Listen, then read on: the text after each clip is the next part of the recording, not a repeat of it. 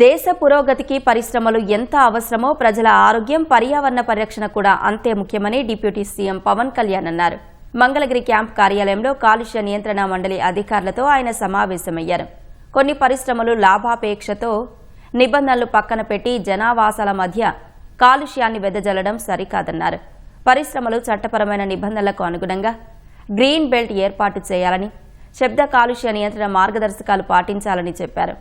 మతపరమైన, సాంస్కృతిక కార్యక్రమాల పేరిట ఇతరుల ప్రశాంతతకు భంగం కలిగించే హక్కు ఎవరికీ లేదన్నారు.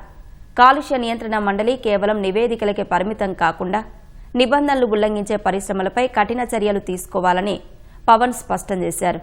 కాలుష్య నియంత్రణ మండలి అధికారులు క్షేత్రస్థాయి పరిశీలనకు వెళ్లినప్పుడు బాధితులను కూడా తనిఖీ కమిటీలో భాగస్వామ్యం చేస్తే పారదర్శకత పెరుగుతుందని పవన్ సూచించారు. నెల్లూరు జిల్లాలో కొన్ని పరిశ్రమలు వైట్ కేటగిరీ కింద రిజిస్టర్ అయి నిబంధనలకు విరుద్ధంగా దుర్వాసన, కాలుష్యాన్ని వెదజల్లుతున్నాయని ఫిర్యాదులు వచ్చాయని పవన్ అధికారుల దృష్టికి తెచ్చారు. దీనిపై విచారణ జరిపి చర్యలు తీసుకోవాలని ఆదేశించారు. గాలి నాణ్యతను మెరుగుపరచడానికి భారత ప్రభుత్వం అమలు చేస్తున్న నేషనల్ క్లీన్ ఎయిర్ ప్రోగ్రాంను రాష్ట్రంలో సమర్థంగా అమలు చేయాలని నిర్దేశించారు. కాలుష్య నియంత్రణ మండలిలో సిబ్బంది కొరతపై అధికారులు పవన్ దృష్టికి తీసుకురాగా సంబంధిత ఫైల్ను వెంటనే ముందుకు తీసుకెళ్లాలని అధికారులకు స్పష్టం చేశారు.